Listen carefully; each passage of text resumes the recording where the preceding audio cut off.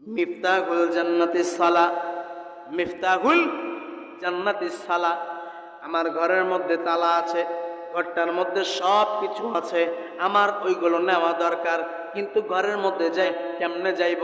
বলে তালা দেওয়া আছে, ওই তালার চাবি দরকার আছে না নাই? আমার কথাগুলো বুঝতেছেন? ওই ঘরে চাবি আছে না নাই? অবশ্যই চাবি আছে। ওই ঘর থেকে যেমন চাবি ছাড়া ঢোকা যাবে না, তেমনি ভাবে জান্নাতের মধ্যে চাবি ছাড়া প্রবেশ করা যাবে না। এই দুনিয়ার ঘরে ঢুকতে হলে যদি চাবিটা হারায়াও ফেলো, হয়তো হাতুড়ি বাটাল দিয়ে তুমি দরজার তালাকে ভাঙতে পারবা, ঘরের মধ্যে প্রবেশ করতে পারবা, কিন্তু আমার আল্লাহ জান্নাতের মধ্যে এমন একটা তালা লাগাইছি,